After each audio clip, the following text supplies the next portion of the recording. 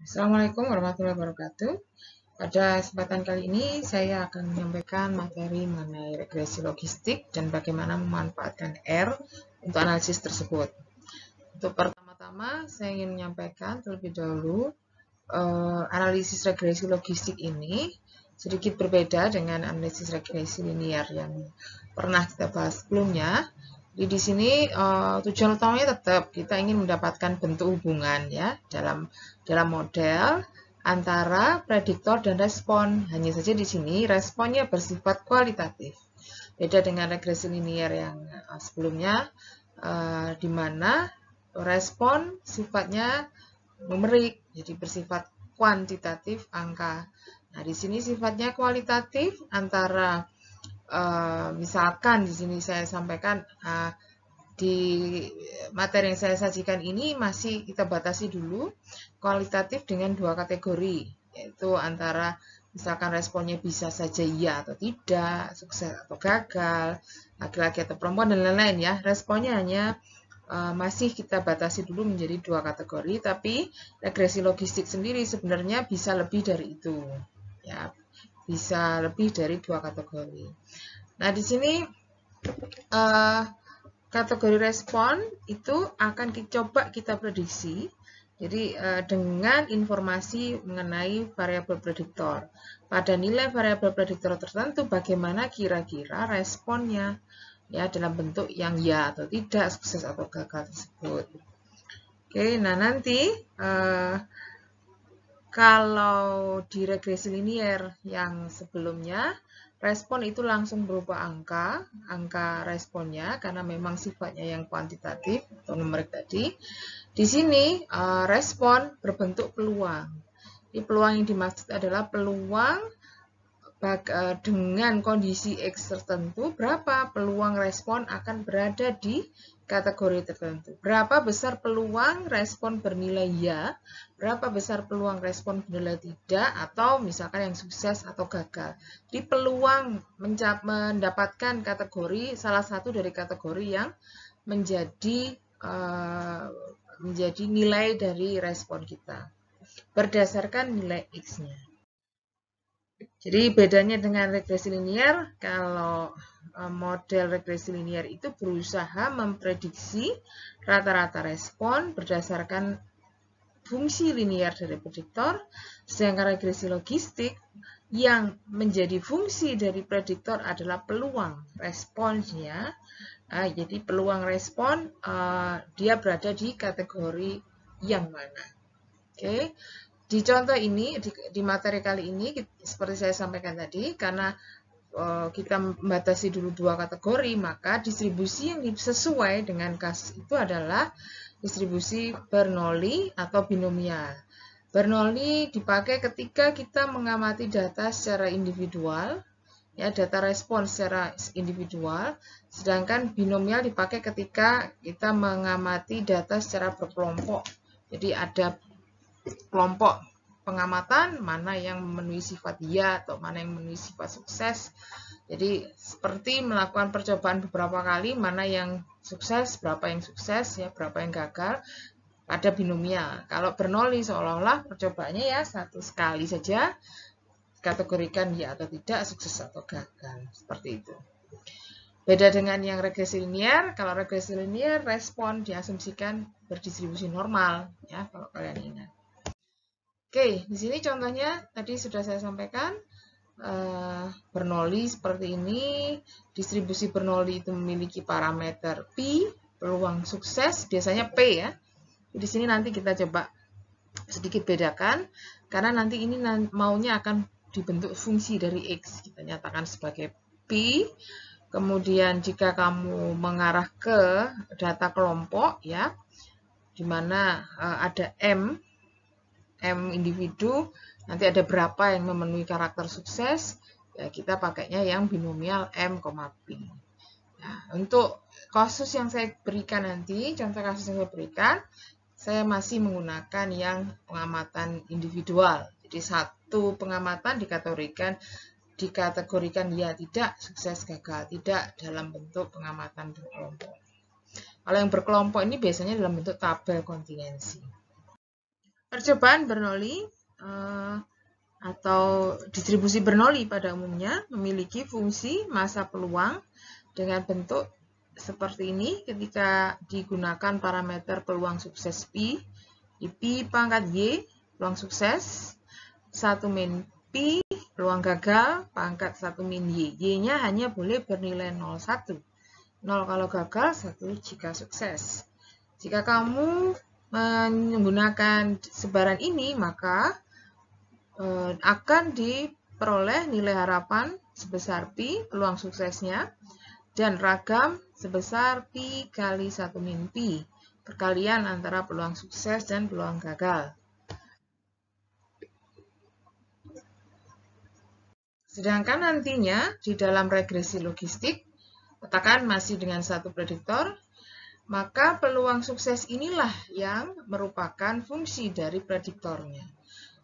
Saya bisa tuliskan bentuknya Y pada X tertentu akan menyebar secara Bernoulli dengan peluang Px. Tidak hanya P yang seperti tadi, ketika kita tidak melibatkan variabel prediktor, hanya respon saja yang diamati.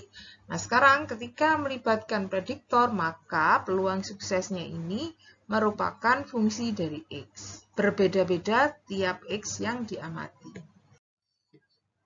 Nah bentuk yang dipakai ada beberapa alternatif. Nanti akan kita sebutkan kelemahan dan kelebihannya dan mana yang pas ya sesuai konsep regresi logistik di sini. Saya sampaikan dulu definisi dari peluang sukses ini tadi.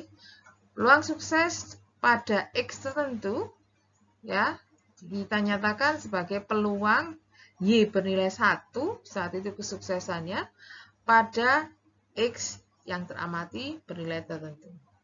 Nantinya peluang sukses ini ya, misalkan kita jadikan fungsi linear seperti ini, apa kelemahannya? Ingat, beta 0 plus beta 1x, x yang kita miliki ini bisa nilainya berapapun, beta 0 dan beta 1 juga mungkin saja bernilai min tak hingga sampai plus tak hingga, yang secara langsung akan mempengaruhi P ya, peluang X di mana nilainya akan di luar rentang 0 sampai 1. Bayangkan ketika X-nya minus gitu atau betanya minus ya, bisa saja kamu mendapatkan hasil Px ini minus sekian gitu. Atau ketika pada beta tertentu X tertentu hasilnya menjadi angka 1,5 atau 2. Padahal peluang tidak mungkin terletak di antara nilai di luar rentang 0 sampai 1. Jadi tidak mungkin kita menggunakan fungsi linear ini untuk mendefinisikan peluang. Oke. Kalau kita menggunakan ini, lain halnya jika kita menggunakan bentuk fungsi logistik seperti ini. Kamu bisa mencoba menginputkan ya untuk beta 0 dan beta 1 apapun. Dengan X apapun boleh minta hingga saya plus tak hingga, silahkan kamu coba sendiri. Ngarang aja nilainya beta 0 berapa, beta 1 berapa, X berapa. Ya, dengan cara kita mengatur bentuk seperti ini sebagai definisi peluang sukses, maka nilainya akan bertahan di antara 0 sampai 1. Berapapun nilai X-nya. Silahkan dibuktikan sendiri. Jadi bentuk inilah yang nanti akan kita gunakan sebagai fungsi peluang sukses ya, peluang sukses sebagai fungsi dari X yang dan nama logistik itu asalnya dari sini karena fungsi ini memang disebut sebagai fungsi logistik. Oke. Nah, namun kita perlu sedikit modifikasi yang nanti arahnya untuk keperluan interpretasi. Yang pertama, kamu bisa mencoba ya mencari nilai 1 min Px dan merasiokan nilainya ya antara peluang X itu peluang sukses, 1 min Px peluang gagal. Untuk merubahnya bisa saya ilustrasikan sedikit di sini, nanti bisa dicoba. Ya, jadi di sini 1 min Px kamu bisa hitung di mana 1 itu kita nyatakan sebagai ini Ya, yang belakang bentuk aslinya minus ya, minus E beta 0 plus beta 1 X. Penyebutnya keseluruhan di sini. Jadi ini asal angka 1 ya dari sini ya. Nah, 1. Nah, kalau itu kita lakukan, maka bentuk E pangkatnya ini akan satunya positif, satunya negatif, saling menghilangkan, sehingga kita peroleh bentuk 1 per 1 plus E ini saja. Beta 1, beta 0, beta 2X. Dan ketika itu kamu rasiokan, ya, yang ini sebagai penyebut, bentuk yang aslinya ini sebagai pembilang, maka yang tersisa hanya E pangkat beta 0 plus beta 1X-nya saja di situ. Oke.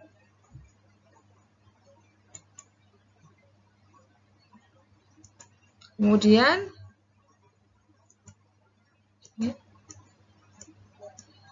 setelah kamu melakukan rasio itu dengan hasil E pangkat, ketika hendak diinterpretasikan, beta 0 seperti apa, beta 1 seperti apa, maka sini bisa saya sampaikan, rasio ini mempunyai nama khusus.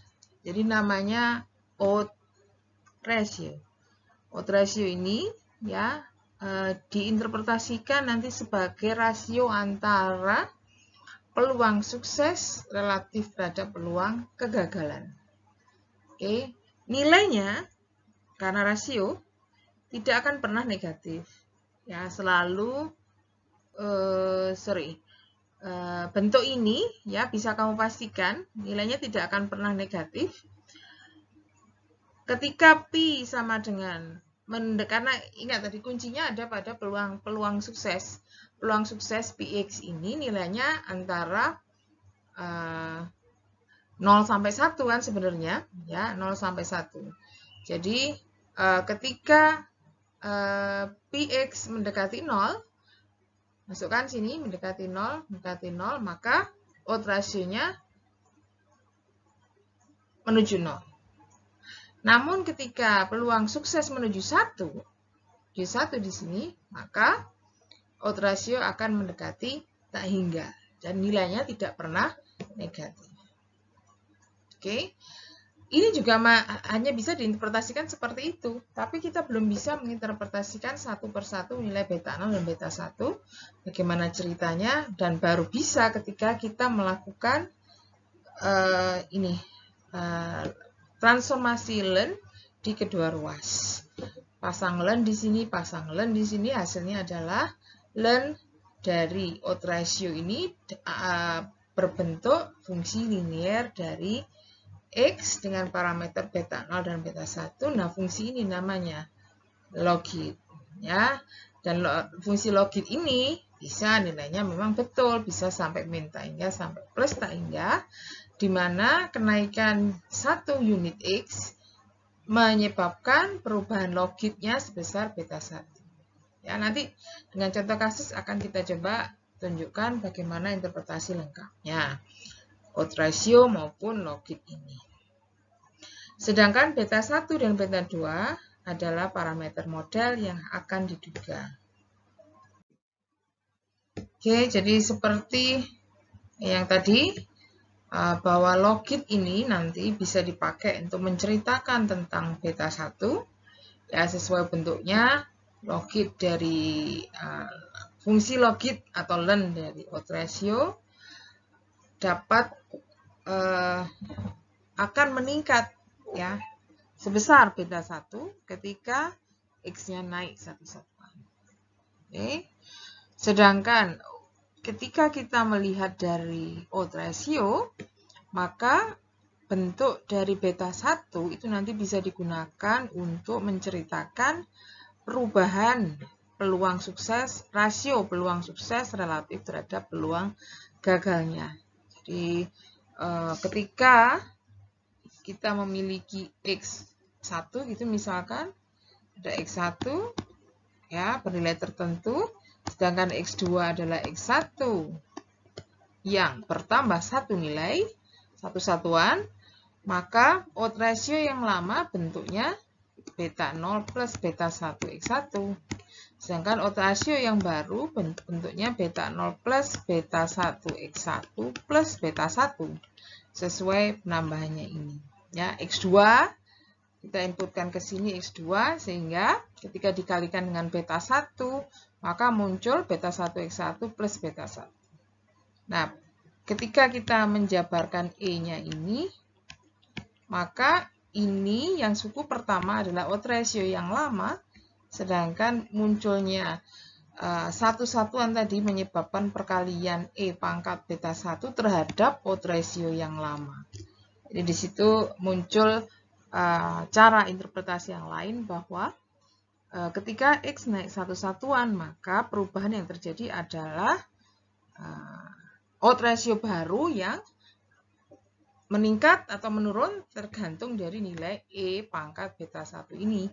Tapi bentuknya adalah kali lipat, ya, E beta 1 kali odd ratio sebelumnya.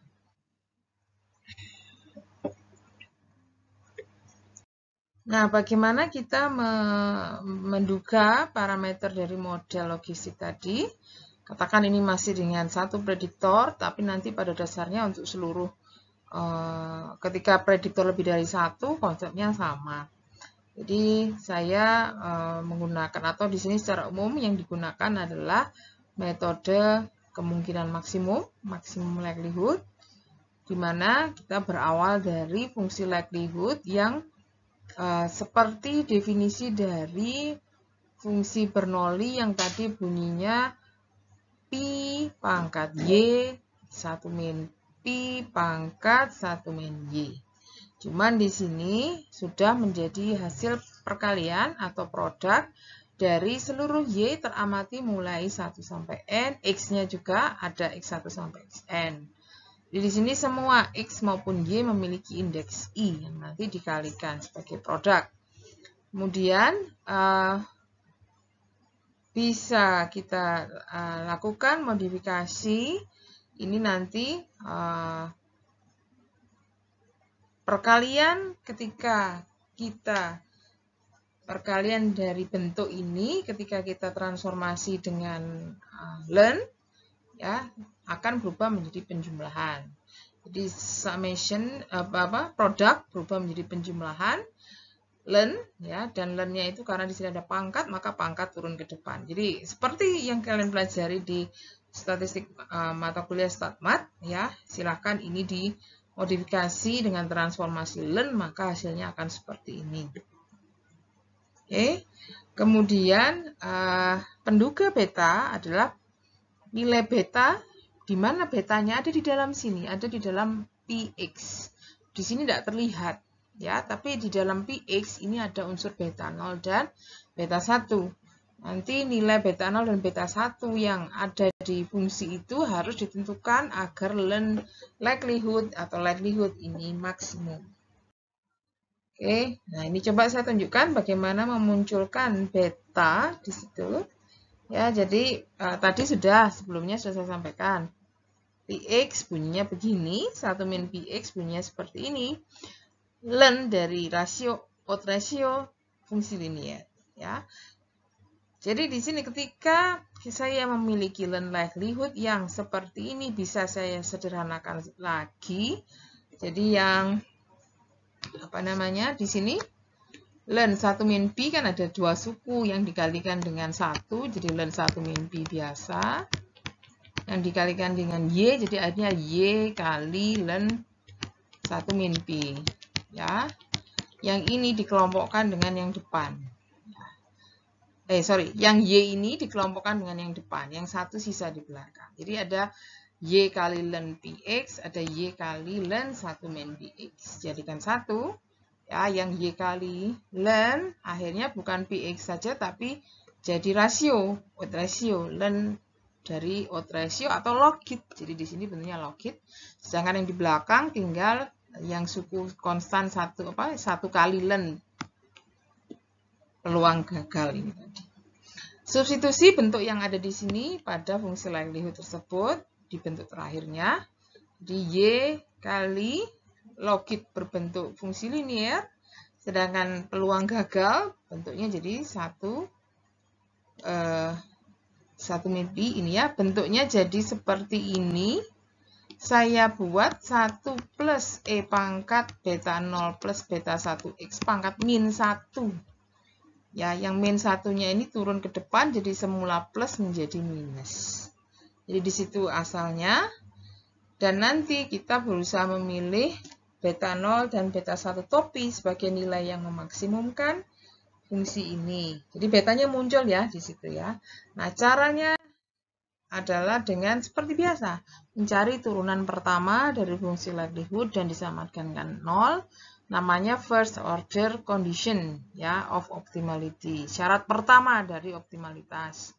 Jadi diturunkan parsial terhadap beta 0, diturunkan parsial terhadap beta 1, hasilnya disamakan dengan 0. Silakan dicek sendiri hasilnya seperti ini. Oke, nantinya solusi dari beta 0 dan beta 1 yang memenuhi dua persamaan ini, sama-sama dengan 0 di sini, adalah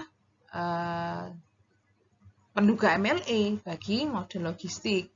Sayangnya solusi tidak bisa diperoleh secara langsung. Kalian harus mencarinya dengan cara numerik. Jadi penentuan solusi beta 0 topi dan beta 1 topi yang memenuhi syarat ini melalui konsep numerik secara iteratif. Contoh salah satunya bisa menggunakan metode Newton-Raphson. Nah, dengan R nanti kita bisa dipermudah untuk mendapatkan solusinya.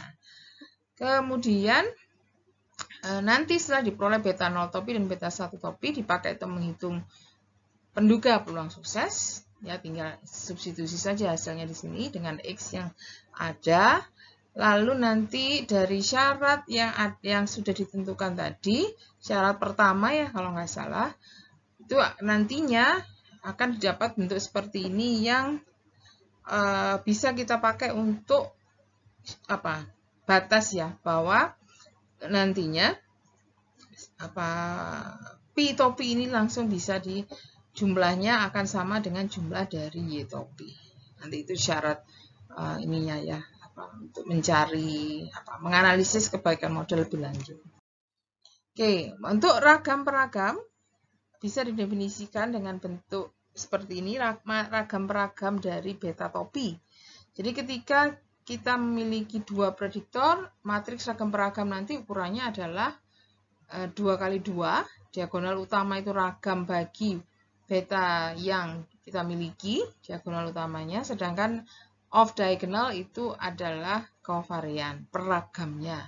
Nah, di contoh saya, khusus di cerita kita yang X-nya cuma 1, hanya 2 prediktor, ya nantinya X itu bunyinya ini konstanta 1 di kolom pertama, ya. Di kolom kedua adalah vektor X-nya, prediktor dari pengamatan pertama sampai pengamatan ke N.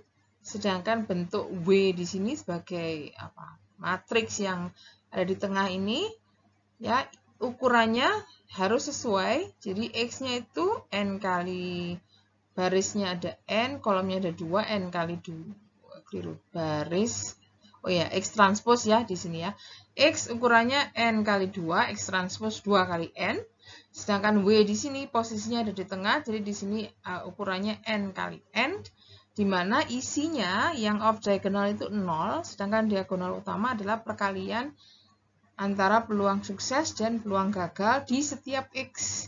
Ya, karena X-nya ada sebanyak N, ya di sini PX1 kali 1 min PX1. Di sini kok baris 2, P di X yang kedua, peluang sukses X kedua kali peluang gagal X yang kedua. Dan seterusnya sampai yang terakhir, ya peluang sukses ketika dihadapkan dengan XN kali peluang gagal ketika dimiliki data XN. Oke, hasil dari matriks varian kovarian nanti kalau hanya 2 parameter atau hanya ada 1 prediktor, ya, yang 1 konstanta, matriks ragam peragam akan berukuran 2x2.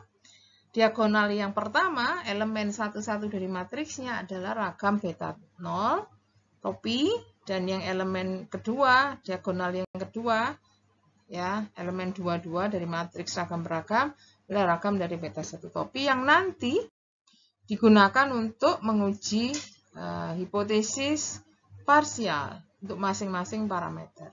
Dengan statistik uji, ya, seperti normal baku, hanya saja di sini tidak disebutkan Z hitung, ya, tidak disebutkan Z hitung atau langsung yang normal baku dalam notasi Z karena memang berasal dari penduga tadi berasal dari likelihood. Ragamnya juga berasal dari ragam sesuai konsep likelihood. Ya, tidak seperti sifat kalau di teori di StatMat normal baku adalah berasal dari distribusi normal yang sudah dikurangi nilai tengah dan dikurangi ragam yang memang distribusi samplingnya seperti itu. Nah, di sini semuanya berasal dari penduga MLE yang sehingga namanya sedikit berbeda, dinamakan dengan statistik Wald, ya, uji Wald istilahnya. Tapi bentuknya sebenarnya serupa dengan bentuk Z yang kita pakai di pengujian menggunakan normal baku, ya. Di teorinya di normal baku kan kita menggunakan sigma, ya. Di sini di perhitungan ragam itu menggunakan sigma, ya, sigma dari populasi yang diketahui. Kalau sigmanya diduga kita pakai T. Lah ini nggak pakai Z, nggak pakai T. Ya, bentuknya bentuk yang sama dengan normal baku, ya, tapi karena dia berasal dari penurunan dari sifat maksimum likelihood, maka tetap digunakan distribusi normal, tapi notasinya bukan Z. Ini namanya Wald. Jadi Wald itu memang dipakai untuk statistik-statistik yang diturunkan dari maksimum likelihood. Oke, nanti hasil ujinya tergantung dari nilai Pi. Ya, bentuknya 2 kali. Ya, lihat di sini saya masih pakai sebarang normal baku kan memang, ya, cuman statistiknya sudah saya modifikasi di sini karena di sini notasi statistik ujinya bernama W, ya. Harga mutlak dari W yang ekor kanan, karena W di sini mungkin saja minus, mungkin saja plus. Atau menggunakan ini kalau mau goodness of fit model, ya, melihat seberapa baik modelnya, ya, bisa menggunakan statistik deviance yang setara sebenarnya dengan JK jumlah kuadrat Galat pada regresi linear. Ada beberapa. Yang pertama residual deviance, jadi setara dengan JK Galat, ya. Di sini menghitung 2 kali ln likelihood ketika digunakan seluruh prediktor. Punya kita prediktornya ada 1 kan, ada beta 1, di sini dipakai beta 0 dan beta 1. Sedangkan null deviance, jadi di sini residual deviance seluruh prediktor, ya, digunakan. Ketika prediktormu hanya 1, ya beta 0, beta 1 saja. Jika kamu punya prediktor yang lain kan ada tambahannya di belakang di sini. Sedangkan null deviance itu setara dengan JK total, ya, dia hanya menggunakan intercept saja sebagai parameter di fungsi di Px-nya, ya. Mirip seperti JK total. Kemudian untuk yang residual deviance bisa dipakai untuk menghitung atau menguji hipotesis serempak setara dengan pengujian hipotesis serempak, ya, seluruh beta 0 atau paling tidak salah satu beta ada yang tidak sama dengan 0. Statistik yang digunakan, ya, residual deviance tadi yang disetarakan atau berdistribusi chi-square dengan derajat bebas N kurangi P, P-nya itu banyaknya parameter. Ya, kalau mau tolak 0, ya nilainya harus ekstrim, ya, sangat kecil. Selain itu tadi, uji serempak, tadi residual deviance, null deviance digunakan untuk menghitung semacam koefisien determinasi. Jadi ini koefisien determinasi versinya regresi logistik. Ya, jadi perhitungannya menggunakan rumus 1 min rasio dari 2 deviance tadi. Ya, deviance yang menggunakan full model dan deviance yang menggunakan intercept saja. Menggunakan full predictor dan menggunakan intercept saja. Oke. Sedangkan ini sebelum masuk ke contoh, interpretasi parameter model tadi sudah sempat ya kita sampaikan bahwa odds ratio inilah yang dipakai untuk menginterpretasikan, di mana odds ratio adalah rasio antara peluang sukses relatif terhadap peluang gagal. Ketika X sama dengan 0, maka saya bisa menceritakan beta 0. Di sini artinya pada X sama dengan 0, peluang sukses itu E pangkat beta 0 kali peluang gagal. Jadi kalau ditanya bagaimana menceritakan E beta 0, ya jangan beta 0-nya saja yang dipakai, tapi gunakan E pangkat beta 0. Nah, nanti hasilnya berapapun hasilnya, maka kamu bisa cerita bahwa peluang pada nilai prediktor yang bernilai 0, saya bisa menyatakan peluang sukses sebagai E pangkat beta 0 kali peluang gagal. Nah, kalau X-nya bernilai, maka beta 1 juga tidak bisa langsung diinterpretasikan, tapi harus dalam bentuk E pangkat beta 1. Ini tadi sudah saya sampaikan sebelumnya. Ketika X-nya naik satu satuan, maka odds ratio baru itu E pangkat beta 1 kali odds ratio yang sebelumnya. Tergantung beta 1-nya. Kalau beta 1-nya positif, maka nilai E pangkat ini kan lebih dari 1. Ya, kita bisa bilang kenaikan X akan mengkali lipatkan atau memperbesar kali lipat odds ratio. Odds ratio adalah memperbesar peluang sukses relatif terhadap peluang gagalnya. Tapi kalau E pangkat beta 1-nya minus, maka nilai ini akan menjadi nilai kecil, ya, lebih kurang dari 1, 0,0 sekian. Yang artinya peluang sukses relatif terhadap gagalnya itu semakin kecil, ya. Jadi odds ratio yang lama itu lebih kecil daripada odds ratio yang baru. Jadi kenaikan X itu malah menurunkan rasio peluang sukses terhadap peluang gagalnya. Oke, nah untuk R pemanfaatannya menggunakan fungsi GLM. Jadi regresi logistik di R itu menggunakan fungsi GLM dengan beberapa argumen yang jelas harus ada pernyataan model. Harus ada family. Jadi GLM ini sebenarnya nggak hanya untuk logistik sih, untuk semua generalized linear model pada umumnya. Ketika kamu pakai Gaussian, ya jatuhnya sama dengan linear regression, ya regresi linear yang sebelumnya. Tapi di sini kan kita fokusnya ke yang logistik ya. Jadi nanti family atau deskripsi sebaran galat dan fungsi link yang digunakan itu bentuknya nanti harus binomial. Ya, jadi fungsi link atau distribusi yang diasumsikan. Kemudian data ya, data frame kamu ya yang memuat variabel yang dipakai di formula. Yang lain tidak harus didefinisikan.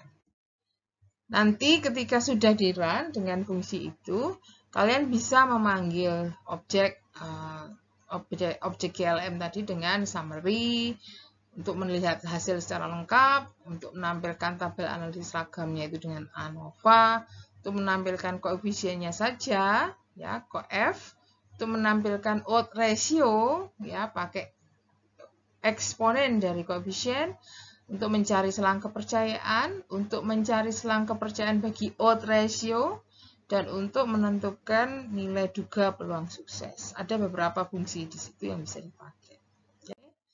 Jadi saya menggunakan contoh yang datanya ada di file ini, ya bisa kalian akses juga. Jadi di sini ada data dari 32 mahasiswa yang respon yang diamati adalah Y bernilai 1 jika nilai akhir konstatnya A. Gitu. Misal contoh saja ya ini ya. Kemudian Y bernilai 0 jika nilai akhir konstat bukan A. Jadi B plus B, ya, C plus C dan seterusnya sampai ke bawah. Ingin dilihat bagaimana saya bisa memprediksi A atau tidak dari nilai konstat ini berdasarkan IPK sampai semester sebelumnya. Logikanya masuk akal kan ya.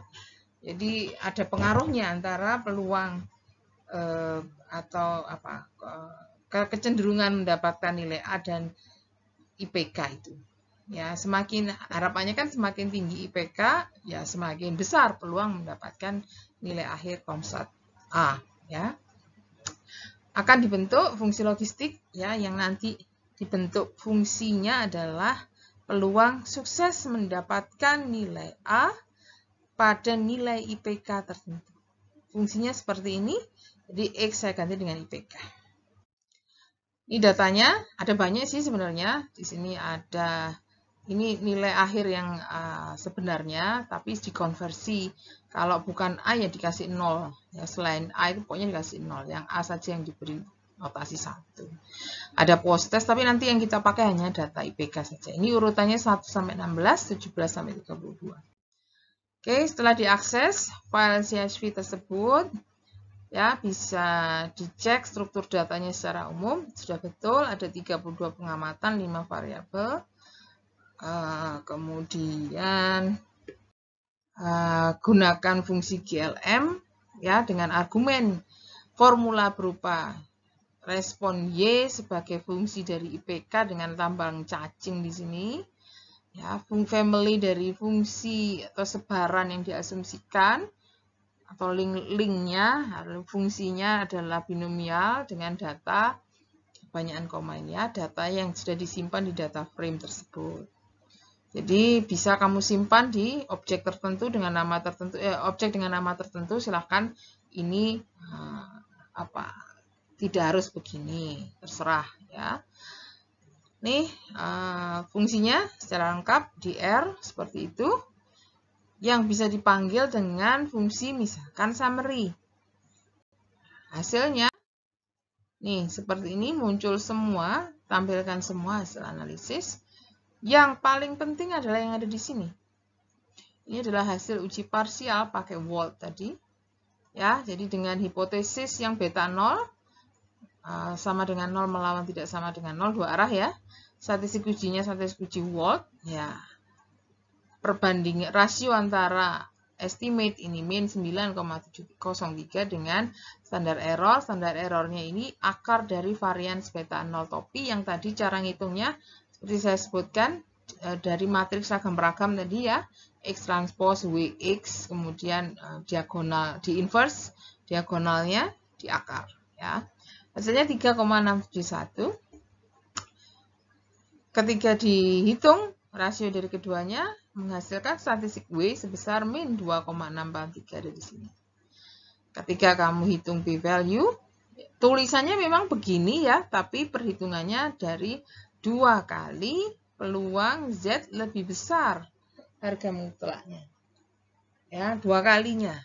Karena ini uji 2 arah. Ya. Bisa kamu cek sendiri di R, ya, hasilnya adalah 0,0821 itu dari perkalian 2 kali nilai ekstrim. Ekor kanan harga mutlak.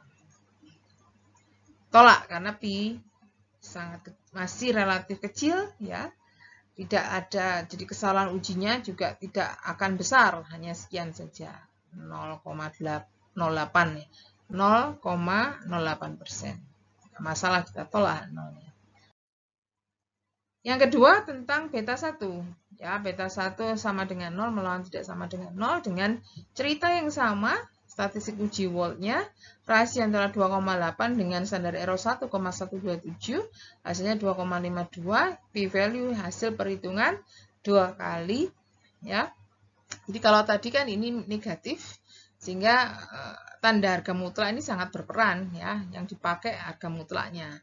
Ekor kanan dari harga mutlaknya. Kalau yang ini berhubung sudah positif sebenarnya nggak masalah, nggak ada pagar juga nggak apa-apa. Tapi seperti teori di peluang ya, kalau normal baku ini jika kita mendapatkan hasil negatif, hitung lebih besar ya pasti angkanya besar di atas setengah, sehingga jika dikalikan 2 akan menyebabkan peluang yang lebih dari 1. Sehingga dipakai harga mutlak supaya kita dapatnya benar-benar ekor kanan dari daerah yang positif saja. Dan hasilnya 0,01173 masih relatif kecil juga walaupun tidak sekecil yang tadi miliknya beta 0. P-value miliknya uji di beta 0. Masih tolak 0. Jadi di sini kita bisa secara general menyampaikan IPK ternyata mempengaruhi perolehan nilai A, ya, secara nyata. Jika ditanya pada taraf nyata berapa, di sini kita bisa pakai taraf nyata 5%. Ya, kalau yang tadi 1% pun boleh, alfa berapapun masih masuk akal di situ karena nilai P-nya sangat kecil. Kemudian yang di bawah null deviance, residual deviance di situ, ya, seperti yang tadi saya sampaikan. Untuk null deviance kita hanya pakai hasil perhitungan dari min 2 kali learn likelihood ketika hanya menggunakan intercept. Yang residual deviance ketika menggunakan seluruh prediktor, di kasus kita hanya 1 sehingga parameternya beta 0 dan beta 1. Yang dipakai untuk menghitung koefisien determinasi, ya, 1 min G1 kuadrat per G0 kuadrat 32 dibagi 41, ya, rasionya, dan hasilnya 0, di sini nggak ada, kita hitung manual, 0,2128 yang bisa dijadikan cerita bahwa IPK itu menjelaskan 21% saja tentang peluang perolehan nilai A. Oke, nah di sini selain hasil dari summary tadi, saya mencoba memanggil koefisien. Saya simpan dengan nama objek dengan nama beta. Saya memanggil apa ini? Odds ratio. Odds ratio dengan perintah eksponen dari objek koefisien. Nah, koefisiennya dipanggil. Atau bisa begini, bisa langsung ya. Dalamnya itu ada koefisien reglog, itu silahkan. Seperti ini loh, semacam ini. Ya, tapi di sini saya langsung membentuk selang kepercayaan. Jadi bunyi konvin ini sebenarnya membentuk selang kepercayaan bagi beta saja.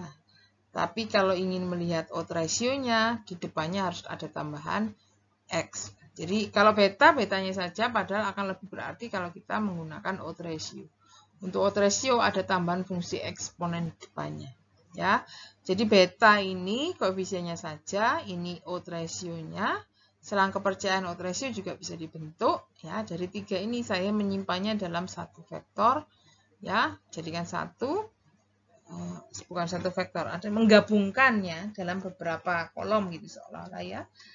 Jadi ada kolom beta, ada kolom odds ratio, ada kolom batas bawah selang kepercayaan, batas atas selang kepercayaan bagi odds ratio. Saya simpan itu masing-masing dan tampilkan dalam bentuk tabel seperti ini. Ya, yang bisa saya ceritakan bahwa di sini untuk odds ratio yang pertama, untuk angka yang pertama itu beta 0 ya, E pangkat beta 0 sebenarnya. Jadi min 9 betanya, E pangkat min 9 jadinya ini. Ya, ceritanya seperti tadi, ketika IPK sama dengan 0 atau nilainya benar-benar 0 semua, E semua, 0 kan jadinya. Nah, di sini kalau literally interpretasinya peluang sukses mendapatkan nilai A itu 0,00006 kali peluang gagal. Kalau pengalinya itu 0,00 kali, berarti gagalnya kan jauh lebih kecil, jauh lebih besar, atau peluang suksesnya jauh lebih kecil daripada peluang gagal. Itu kalau literally begini, tapi kalau mau menceritakan secara lebih masuk akal, kita bisa cerita.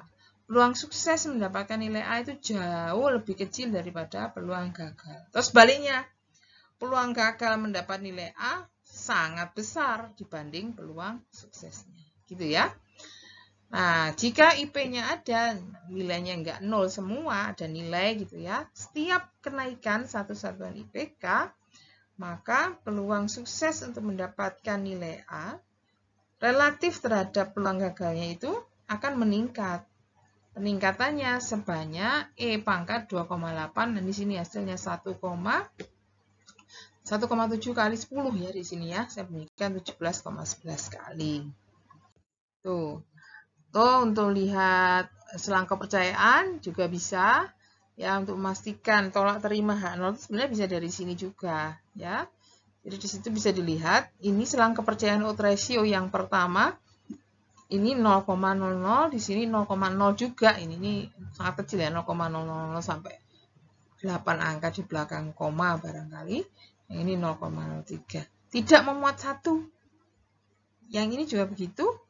Ya, dari 2,4 sampai dengan 222 juga tidak memuat 1. Bedanya, kalau yang di sini 0, ya, nggak sampai 1 tapi 0, kalau yang ini ya di atas 1 juga, tapi tidak memuat 1. Sehingga memang benar. Nah, masalahnya ini 0, karena minus. Ya, yang ini di atas 1, ya 0, di bawah 1, yang ini di atas 1 karena koefisien betanya di sini plus. Ya, dua-duanya memastikan bahwa tidak ada penolakan 0 bagi kedua parameter. Oke, setelah melakukan mencermati nilai beta, odds ratio, selang kepercayaan dari odds ratio-nya, kita juga bisa melakukan pendugaan nilai peluang dengan menggunakan fungsi fitted value dari objek yang tadi kita simpan. Objek GLM yang kita simpan tadi. Misalkan kita kasih nama fitted value-nya ini YP head gitu ya, underscore head. Terserah, ini terserah kalian beri namanya. Saya simpan di kolom baru pada data frame yang tadi sudah ada. Caranya dengan tambahan notasi ya, tanda dolar. Jadi hitung dulu fitted value-nya itu. Ya, ini tidak perlu value juga nggak apa-apa, langsung fitted gini silahkan. Dengan objek bernama YP underscore head. Kemudian YP underscore head ini kita tambahkan ke data frame yang tadi dengan perintah ini. Jadi seolah-olah data frame yang tadi, yang data nilai itu kasih kolom baru dengan nama YP head. Isinya apa ya? Hasil hitungan. Jadi ini pemberian nama kolom barunya, ini isinya, gitu ya. Nah, nanti kita bisa membuat memanfaatkan data frame itu untuk prediksi peluang sukses sebagai dasar klasifikasi, ya, untuk melihat keakurasian dari model. Oke. Perintah yang dipakai adalah perintah table, ya. Nanti argumennya adalah dua nilai, Y hasil amatan dan Y prediksi. Y prediksi nanti menggunakan nilai YP head ini tadi. Ya, thresholdnya setengah. Kalau lebih besar setengah, prediksi Y-nya akan 1. Kalau kurang dari setengah, prediksi Y-nya 0. Jadi nilai Y amatan sudah jelas ada. Y prediksi belum ada nilai, tapi akan dikonversi atau dibentuk berdasarkan YP head hasil fitted dari model kita. Fit dari model kita. Jika nilainya setengah ke atas, maka Y akan didefinisikan 1. Tapi Y prediksi ya, 0 selainnya. Oke, bunyinya seperti ini. Jadi ini kasih nama sembarang ya. Yang penting harus ada bunyi table ini sebagai fungsi. Argumennya di sini adalah data amatan, yang ini data itu tadi data fit dari model logistik ya, peluang yang difitkan dari model logistik berdasarkan X IPK yang diberi penjelasan bernilai 1 kalau lebih besar setengah. Di sini bunyikan begini saja, maka akan akan di-convert ke 1 jika lebih besar setengah setiap elemennya. Oke, hasilnya seperti ini. Artinya ketika memang amatannya itu bernilai 0, ya tidak dapat nilai A, akan dikategorikan secara benar bernilai 0 itu sebanyak 3 amatan. Sedangkan yang dikategorikan salah, ya salah berarti dikategorikan 1 ya. Aslinya kalau berdasarkan IPK yang sebenarnya itu nilainya bukan A. Ya. Yang benar-benar dikategorikan bernilai A itu hanya 3.